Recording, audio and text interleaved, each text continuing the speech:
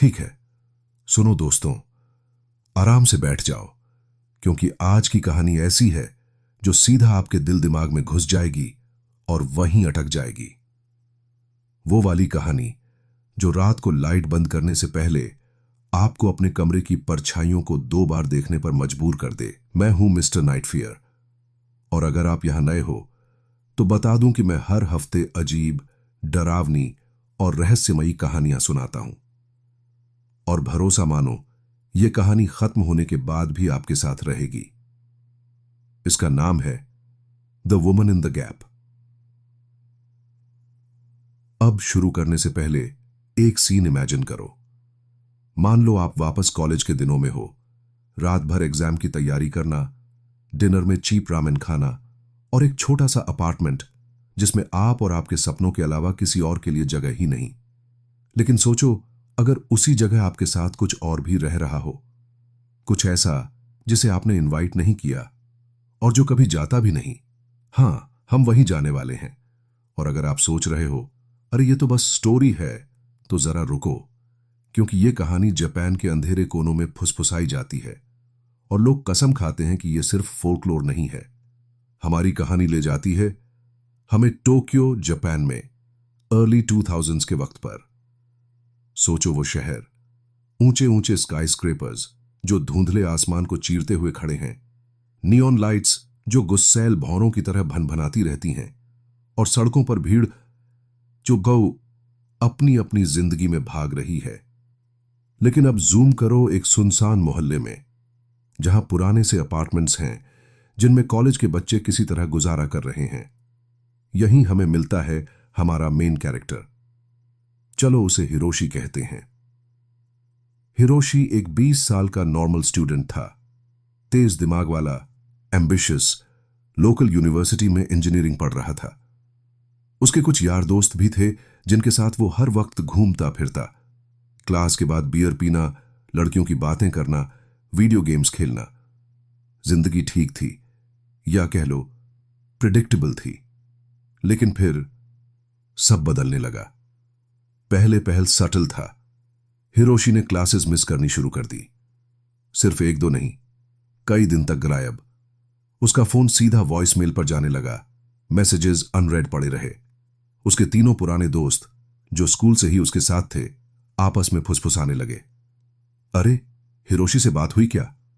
नहीं यार, लगता है हमें इग्नोर कर रहा है। पहले तो सबको लगा शायद वो थक गया होगा या फैमिली इश्यू होगा। कॉलेज लाइफ कभी कभी ऐसे दबा देती है इंसान को।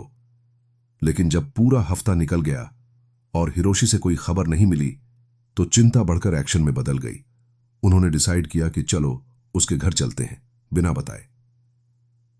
चलो उसे रामेन खिलाकर बाहर निकालेंगे, उनमें से एक ने मजाक किया। थोड़ा लाइफ में वापस लाते हैं उसे।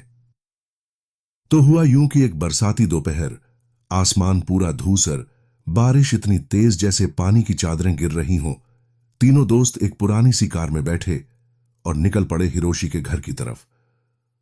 उसका अपार्टमेंट 3री मंजिल पर था, एक पुराने बिल्डिंग में। सीढ़ियां चरमराती थीं, दीवारों की पेंट उखड़ी हुई, और हॉलवे में पुराने टेकआउट और सिगरेट स्मोक की मिली जुली बदबू फैली हुई थी। उन्होंने दरवाजा खटखटाया, 1 बार, फिर 2 बार, फिर 3 बार। कोई जवाब नहीं, बस बाहर से आती ट्रैफिक की हल्की आवाज। उनमें से एक दोस्त, मान लो उसका नाम केंजी था, दरवाजे से कान लगाकर बोला, हिरोशी, अंदर हो भाई, डोर खोलो। काफी देर की खामोशी के बाद आखिरकार दूसरी तरफ से धीमे धीमे कदमों की आवाज आई। क्लिक, लॉक खुला और दरवाजा हल्का सा चरमराते हुए खुला। वहीं खड़ा था हिरोशी। लेकिन यार, उसकी हालत देख के तीनों के होश उड़ गए। चेहरा बिल्कुल सफेद, जैसे सारा खून निकल गया हो। आंखों के नीचे गहरे काले घेरे, जैसे कई साल बूढ़ा गया हो। बाल बिखरे हुए, कपड़े ऐसे लगे जैसे कई दिन से पहने और उतारे ही नहीं। मुस्कान तो दूर, उसने हाय तक नहीं कहा, बस खाली खोखली आंखों से उन्हें घूरता रहा, जैसे किसी भूत को देख रहा हो। भाई, तेरे साथ हुआ क्या है? केंजी ने कहा और दरवाजा ज्यादा खोलते हुए अंदर घुस गया। बाकी दोनों भी पीछे पीछे चले गए। अंदर का नजारा और भी डरावना था। कोनों में कूड़ा भरा पड़ा था, सिंक में गंदे बर्तन, और कमरे की हवा इतनी भारी और बासी की लग रहा था हफ्तों से खिड़की नहीं खोली गई।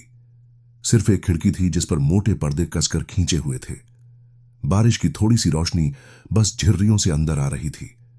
पूरा कमरा ऐसा लग रहा था जैसे खुद अपनी सांस रोककर बैठा हो। हिरोशी धीरे धीरे वापस अपने फूटोन फर्श पर बिछे गद्दे पर जाकर बैठ गया। उसने एक शब्द भी नहीं बोला। उसके दोस्त एक दूसरे को देखकर हैरान थे। ये वही लड़का था जो चुटकुलों से सबको हंसाते हंसाते पागल कर देता था। तभी तारो ने माहौल हल्का करने की कोशिश की। चल यार, थोड़ी फ्रेश हवा आने दे। ये तो गुफा जैसा लग रहा है। वो खिड़की के पर्दे खोलने के लिए हाथ बढ़ाता है, लेकिन अचानक हिरोशी का सिर ऊपर उठा और उसने फुसफुसाते हुए कहा, नहीं, मत करना। उसकी आवाज इतनी भारी और फटी हुई थी कि जैसे गले से जबरदस्ती निकली हो। मैं नहीं कर सकता, उसने मना किया है। विकी। कमरा बिल्कुल सन्नाटे में डूब गया। बस बारिश की बूंदें खिड़की पर ऐसी गिर रही थीं जैसे कोई उंगलियां टप टप कर रही हों। शी? केंजी ने भौहें सिकोड़ते हुए पूछा। कौन शी? तेरे रूम में कोई लड़की है क्या? तीनों ने चारों तरफ नजर दौड़ाई। कोई नहीं। अपार्टमेंट इतना छोटा था कि मेन रूम के साथ बस एक छोटी सी किचन और साइड में बाथरूम। छुपने की तो कोई जगह ही नहीं। हिरोशी ने तुरंत जवाब नहीं दिया। वो बस जमीन को घूरता रहा। उसके हाथ हल्के हल्के कांप रहे थे। फिर धीरे धीरे उसने उंगली उठाई। दरवाजे की तरफ नहीं, खिड़की की तरफ भी नहीं, बल्कि दीवार की तरफ। खासकर उसके पुराने वुडन बुक केस और एक टूटी फूटी अलमीरा के बीच के उस पतले से गैप की तरफ। मुश्किल से 5 सेंटीमीटर चौड़ा होगा, बस फर्नीचर और दीवार के बीच की एक छोटी सी दरार। अंदर धूल और परछाइयां थीं, बस यही। दोस्तों ने पहले तो हल्की हंसी हंस दी। क्या तुझे चूहे फूहों का प्रॉब्लम हो गया है? तारो ने मजाक किया, लेकिन वो मजाक वहीं मर गया। हिरोशी ने सिर हिलाया। उसकी आंखें इतनी फैली हुई थीं जैसे असली डर उसके अंदर समा गया हो। देखो, उसने धीरे से कहा, बस देख लो। जिज्ञासा भारी पड़ गई। सबसे पहले केंजी आगे बढ़ा, झुककर उस गैप के अंदर झांकने लगा। बाकी दोनों भी उसके पीछे खड़े हो गए। उनके दिमाग कह रहे थे ये बेवकूफी है, लेकिन दिल की धड़कन तेज होती जा रही थी। पहले तो कुछ नहीं दिखा, बस काली खाली जगह, दीवार की हल्की झलक शायद। लेकिन फिर जैसे जैसे उनकी आंखें अंधेरे में एडजस्ट हुईं, वो दिखी। वो एक औरत उस नामुमकिन सी जगह में सीधी खड़ी। वो ना झुकी हुई थी, न दबकर घुसी हुई, बस सीधी उनका सामना करती हुई। उसकी त्वचा अजीब तरह से सफेद थी, डिम लाइट में लगभग चमकती हुई। लंबे गीले से काले बाल उसके चेहरे पर पर्दे की तरह लटक रहे थे, लेकिन उनके बीच से उसकी आंखें साफ दिख रही थीं, चौड़ी, बिना पलक झपकाए, सीधे उन्हें घूरती हुई। कोई एक्सप्रेशन नहीं, बस वो आंखें, ऐसी नजर जैसे उनकी आत्मा तक पढ़ लेना चाहती हो। केंजी डर के मारे पीछे उछला और बाकी दोनों से टकरा गया। ये क्या? तीनों ने घबराकर फिर गैप की तरफ देखा, लेकिन अब वहां कुछ नहीं था, सिर्फ धूल और परछाइयां। न कोई औरत, न कुछ और। हिरोशी ने अपना चेहरा हाथों में छुपा लिया। वो हमेशा वहीं होती है, उसने टूटे हुए स्वर में कहा। हमेशा देखती रहती है, हर बार वापस आती है। अब आप सोच रहे होंगे, अरे यार, कलेक्टिव हेलुसिनेशन या बस बैड लाइटिंग? लेकिन जरा रुको, यहीं से कहानी असली मोड़ लेती है। दोस्तों ने उससे पूछना शुरू किया, क्या हुआ? यह सब कब शुरू हुआ? हिरोशी पत्ते की तरह कांपते हुए आखिरकार सब बता दिया। 2 हफ्ते पहले की बात है, उसने कहा। मैं मिड टर्म्स की तैयारी कर रहा था। पूरी रात जाग रहा था। तभी सुना एक हल्की सी खरोंचने की आवाज, जैसे किसी के नाखून लकड़ी पर रगड़ रहे हों, उसी दीवार से। पहले तो मैंने इग्नोर कर दिया, पुरानी बिल्डिंग है, शायद चूहे होंगे, लेकिन आवाज बंद नहीं हुई। वो रिदमिक थी, लगातार। Scratch, scratch, pause, scratch, scratch. वो अब बस जिज्ञासा में नहीं, शायद चिढ़ में भी था। हिरोशी उठ खड़ा हुआ, बुक केस को थोड़ा खिसकाया, अपने फोन की फ्लैशलाइट उस गैप में डाली, और वो थी, वो औरत, सीधी, बिना हिले, उसे घूरती हुई। हिरोशी चीख पड़ा, फर्नीचर वापस धक्का देकर लगाया और खुद को समझाने लगा कि यह बस आंखों का धोखा है, थकान का असर है। लेकिन अगली रात स्क्रैच, स्क्रैच। उसने फिर झांका। वो औरत अब और पास थी, उसकी आंखें और भी भूखी। उसने सब कुछ ट्राई किया, गैप को पूरी तरह फर्नीचर से बंद कर दिया तो वो किसी और क्रैक में दिखती, फ्रिज और काउंटर के बीच या बेड के नीचे। खिड़की के पर्दे हटाकर लाइट अंदर लाई तो दीवार के पार से फुसफुसाहट आती, क्लोज देम और आई विल कम आउट। वो कई दिनों से सोया नहीं था, खाने तक का मन नहीं था। हर बार आंखें बंद करता, उसे महसूस होता कि वो औरत अंधेरे से उसे घूर रही है। उसके दोस्त डर तो गए थे, लेकिन अब भी मान नहीं रहे थे। भाई, हेलुसिनेशन है, तारो बोला। स्ट्रेस होगा, ड्रग्स वगैरह। चल डॉक्टर को दिखाते हैं। लेकिन जब वे उसे केंजी के घर ले जाने के लिए बैग पैक करने लगे, तब वो हुआ जिसने सबकी सांस रोक दी। केंजी ने आखिरी बार उस गैप की तरफ देखा, और वो फिर थी, अब मुस्कुरा रही थी। एक पतली रेजर सी तेज मुस्कान जो उसकी मरी हुई आंखों तक नहीं पहुंच रही थी। तीनों बिना कुछ सोचे समझे अपार्टमेंट से भागे, हिरोशी को घसीटते हुए साथ ले गए। कुछ दिन केंजी के घर रहा। हालत सुधरती दिखी, चेहरे का रंग लौट आया, खाना शुरू किया। लेकिन कुछ दिन बाद हिरोशी फिर गायब हो गया। उसके दोस्तों ने हर जगह ढूंढा, पुलिस को कॉल किया, कुछ नहीं मिला। तब उनमें से एक को हिरोशी के फोन से मैसेज आया, she is here in the gaps, always watching. वो फिर अपार्टमेंट पर गए। दरवाजा खुला हुआ था, अंदर खाली, सारा फर्नीचर गायब, जैसे वहां कभी कोई रहा ही ना हो। लेकिन दीवार में वही पतला सा गैप। उन्होंने नहीं देखा, नहीं देख पाए, क्योंकि अंदर कहीं उन्हें पता था, अगर उन्होंने देखा तो वो औरत फिर उन्हें घूर रही होगी। अब दोस्तों, यह कहानी जापान में सालों से घूम रही है, स्टूडेंट से स्टूडेंट तक, जैसे कोई वार्निंग हो। कुछ लोग कहते हैं यह बस अर्बन लेजेंड है, पुरानी योकाई कहानियों से इंस्पायर्ड। वो स्पिरिट्स जो इन बीच की जगहों में रहती हैं, उन दरारों में जिन्हें हम नजरअंदाज कर देते हैं। लेकिन कुछ लोग वो कसम खाते हैं कि यह सच है। मिसिंग पर्सन्स केसेस तक दिखाते हैं जो इससे मिलते जुलते हैं। और अब वो हिस्सा जो शायद आज रात आपको चैन से सोने नहीं देगा। सोचो अपने कमरे के बारे में, अलमायरा के पीछे की जगह, दरवाजे के नीचे का गैप, पर्दों के बीच की दरार। कभी महसूस हुआ कि कोई देख रहा है? शायद कुछ नहीं, या फिर वो वही है, हमेशा। अगर यह कहानी सुनकर आपकी रूह कांप गई तो लाइक बटन दबाना मत भूलना। सब्सक्राइब करो ऐसी ही और स्ट्रेंज, डार्क और मिस्टीरियस स्टोरीज के लिए। और कमेंट्स में बताओ तुमने शैडोज में अब तक की सबसे डरावनी चीज कौन सी देखी है।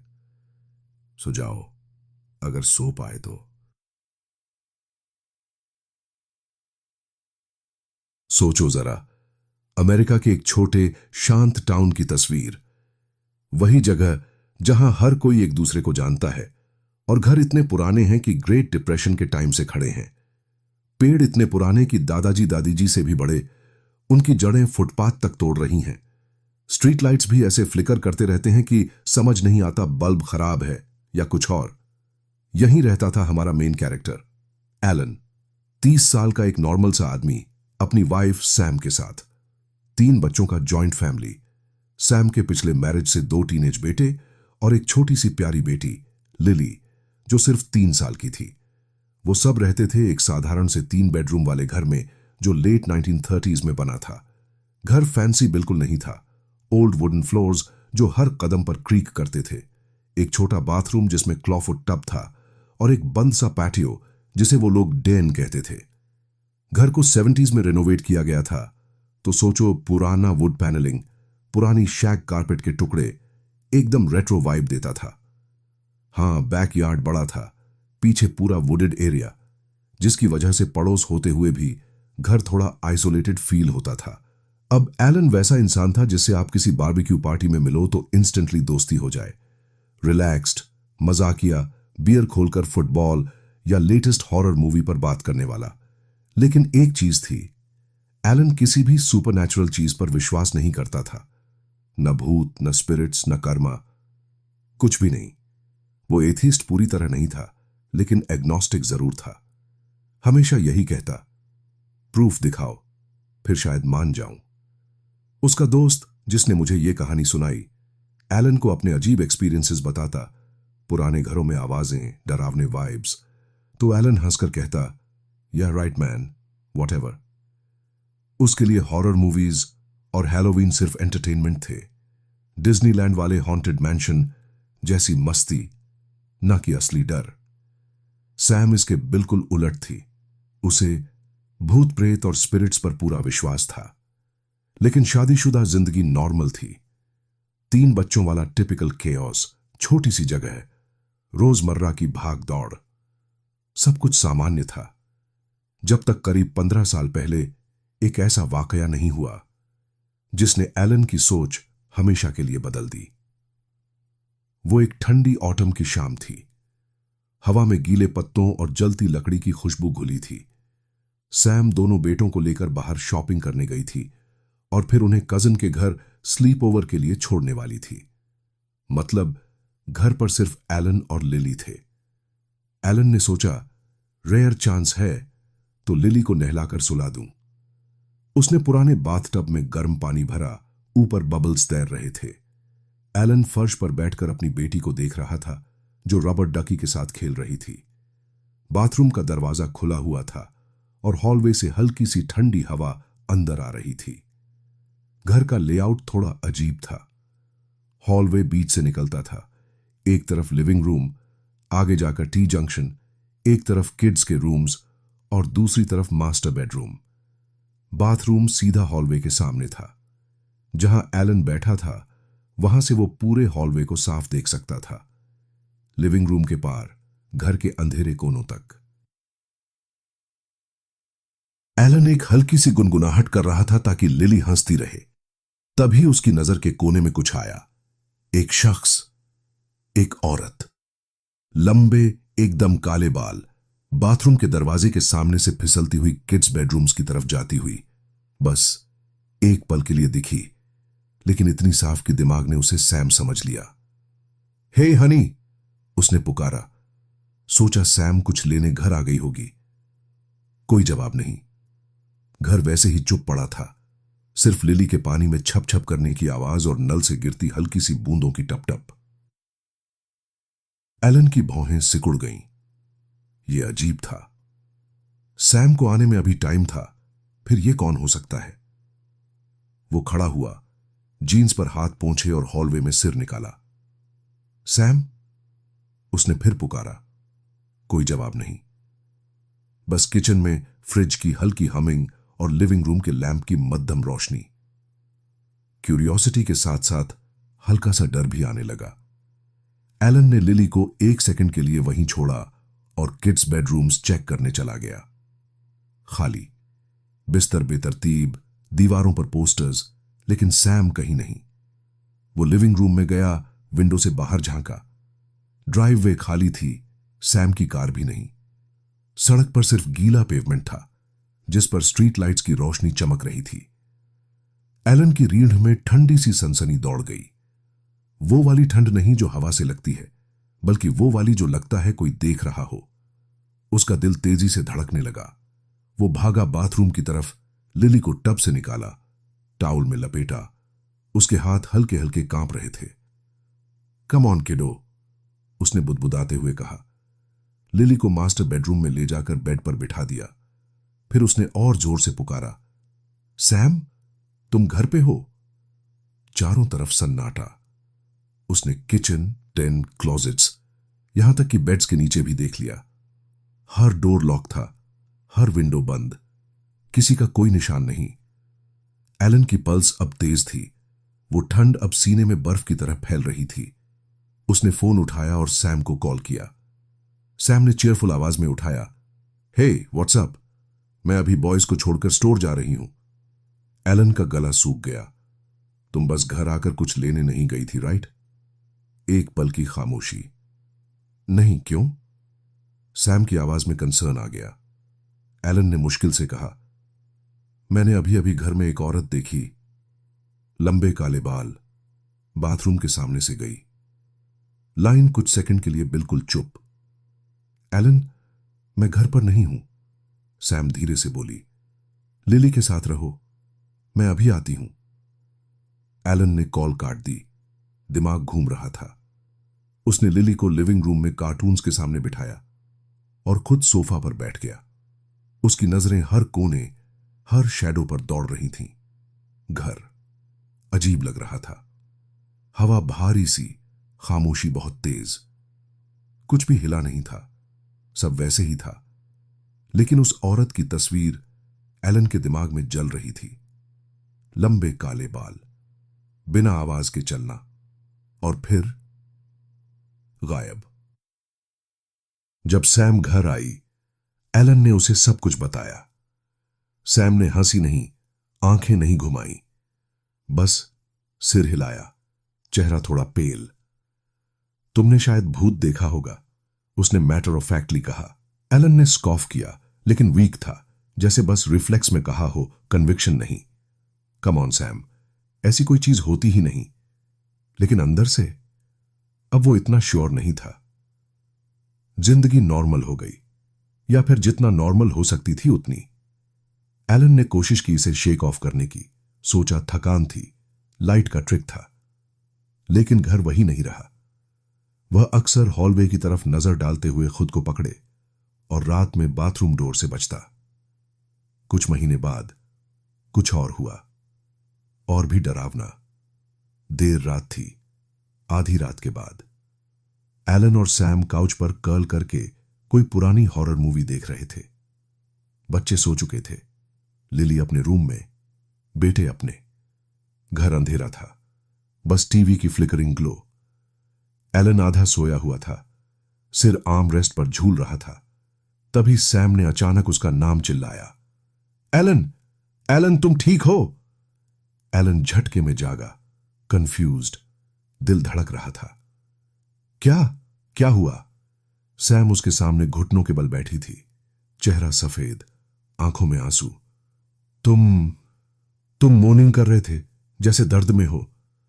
तुम्हारा सिर गिरा और तुम ऐसे आवाजें निकाल रहे थे, उग उग रर्र, जैसे सांस नहीं ले पा रहे हो। तुम्हारी आंखें वाइड ओपन थीं और हाथ कांप रहे थे। एलन, मुझे लगा तुम सीजर ले रहे हो। एलन ब्लिंक करते हुए समझने की कोशिश कर रहा था। उसे कुछ याद नहीं, उसके लिए तो बस थोड़ी देर के लिए सो गए थे। मैं ठीक हूं, उसने कहा, लेकिन आवाज हिली हुई थी। सैम मानने को तैयार नहीं थी। उसने उसे उसी रात ईआर ले गई, कन्विंस्ड कि शायद स्ट्रोक या कुछ और हुआ। वे दोनों अभी अर्ली 30s में थे, लेकिन ऐसी चीजों के साथ मजाक नहीं करना चाहिए। हॉस्पिटल ने हर टेस्ट किया, EKG, CT scan, blood work, सब कुछ नॉर्मल। डॉक्टर्स श्रग्ड करते हुए बोले, शायद पैनिक अटैक या स्लीप पैरालिसिस था। रेस्ट लो, उन्होंने कहा, जैसे ऐसा करना आसान होता जब कुछ ऐसा हुआ हो। सैम हिल गई थी।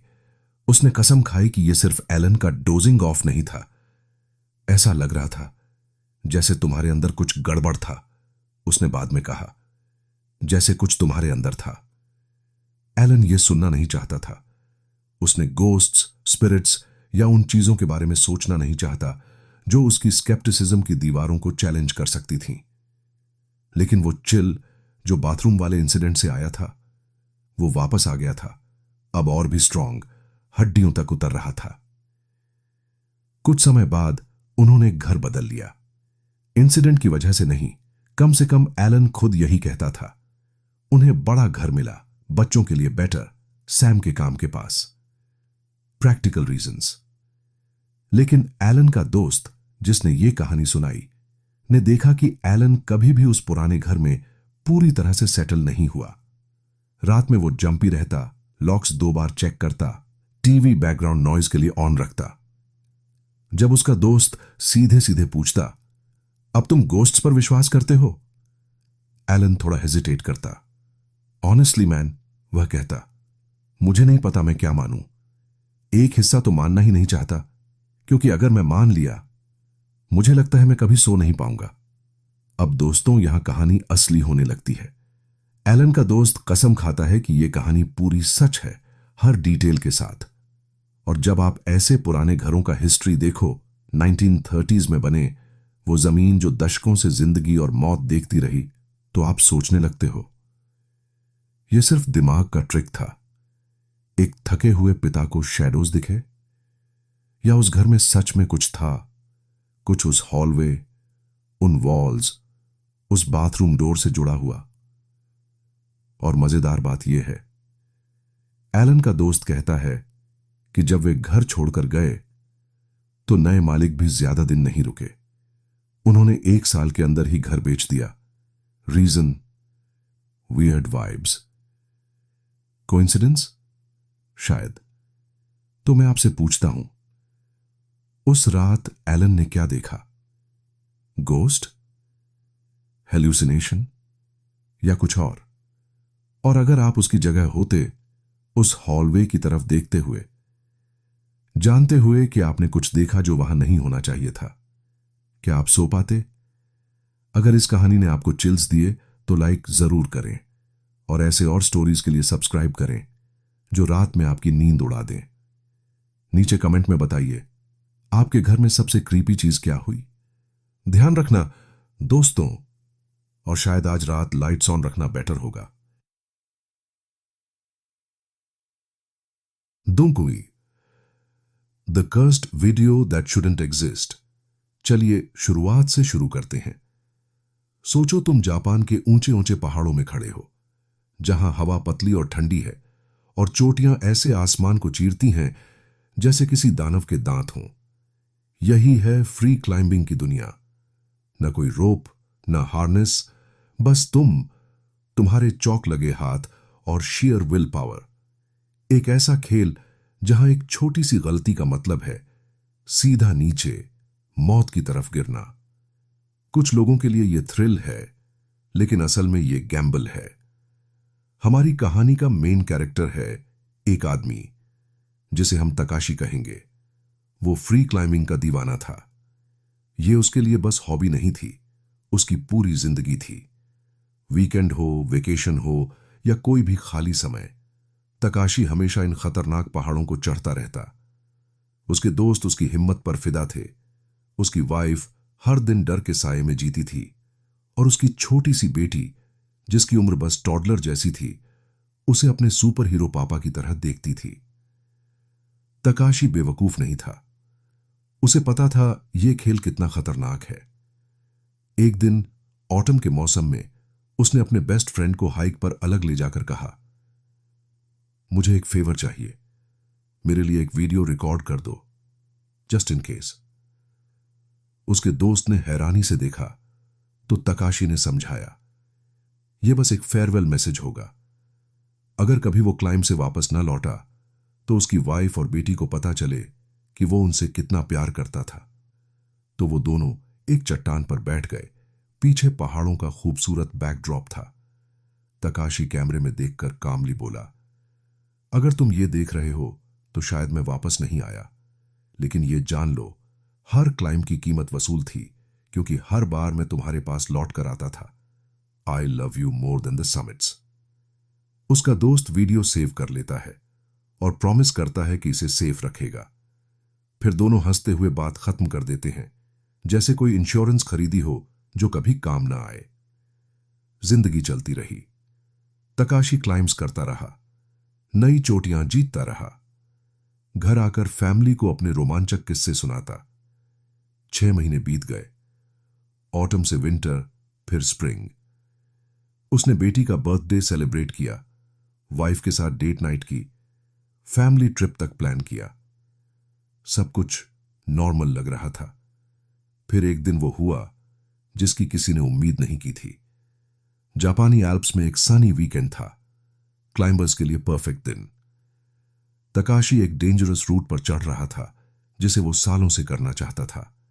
विटनेसेस ने कहा कि वो टॉप फॉर्म में था, ऐसे मूव कर रहा था जैसे शैडो। लेकिन अचानक एक लूज होल्ड टूटा और तकाशी सीधा नीचे गिरा, सैकड़ों फीट नीचे, रॉक्स पर टकराकर इंस्टेंट डेथ। रेस्क्यू टीम ने कंफर्म किया कोई सफरिंग नहीं हुई, लेकिन ये वर्ड्स उसके फैमिली के लिए किसी काम के नहीं थे। उसकी वाइफ टूटी हुई थी, उसके दोस्त शॉक में थे, और उसकी छोटी बेटी इतनी छोटी कि वो इस लॉस की गहराई समझ भी नहीं पाई। मेमोरियल का दिन।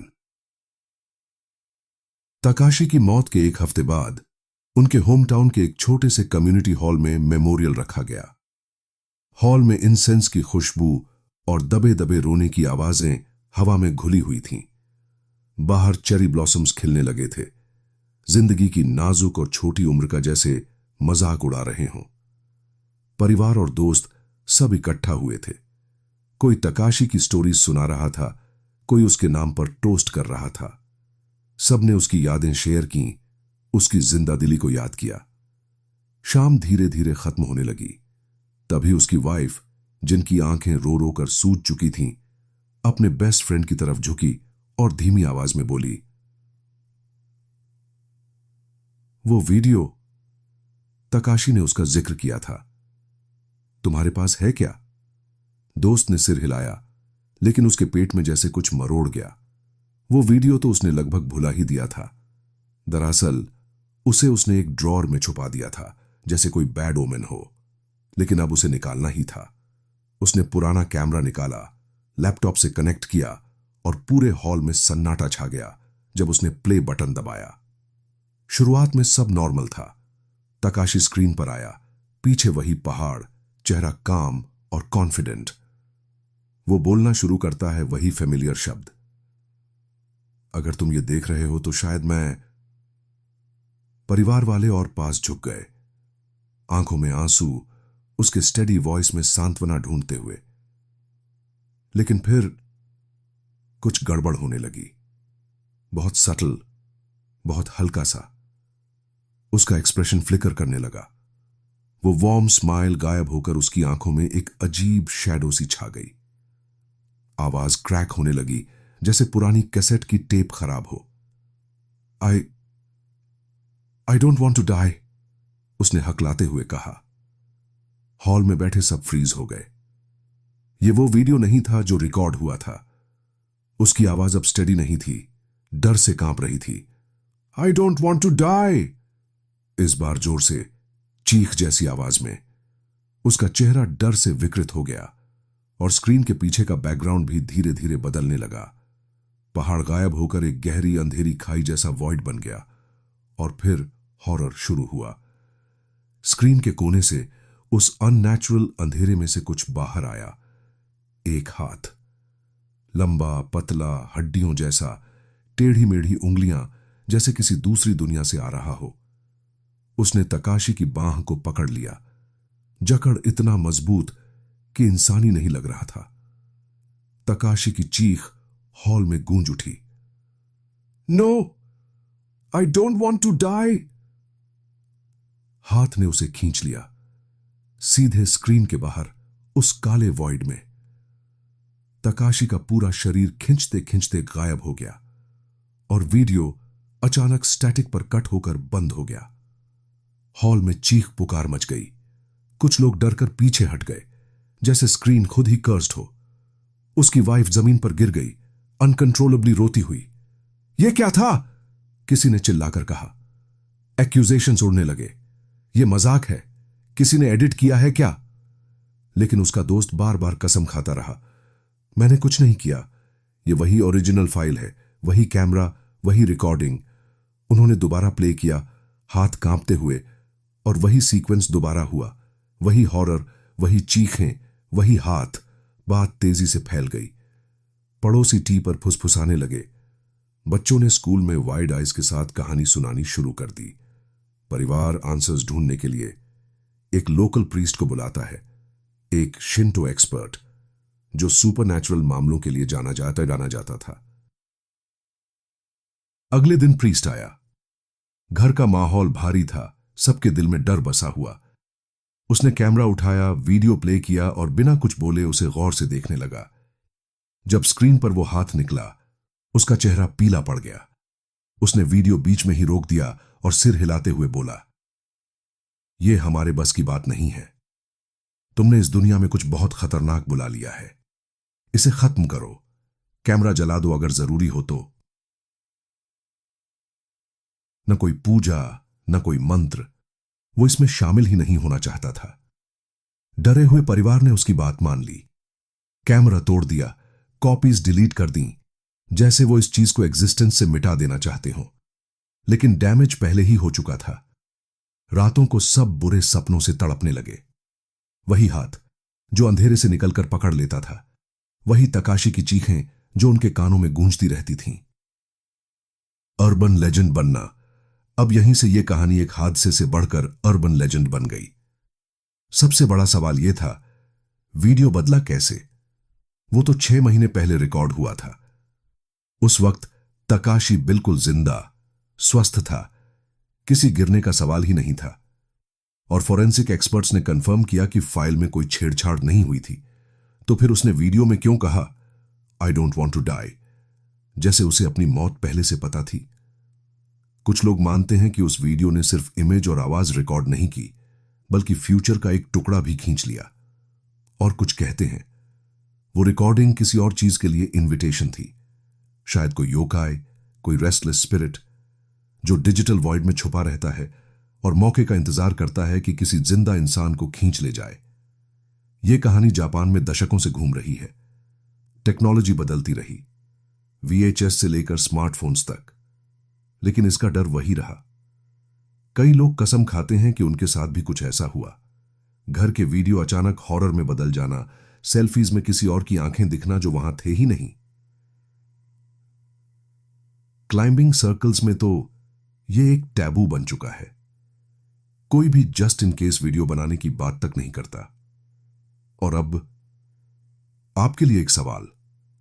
सो अगली बार जब आप कोई मैसेज, व्लॉग या रैंडम वीडियो रिकॉर्ड करो, तो एक पल सोचो, क्या पता कैमरा सिर्फ वही ना देख रहा हो जो तुम देख रहे हो, बल्कि कुछ और भी कैप्चर कर रहा हो, या शायद किसी को इनवाइट कर रहा हो।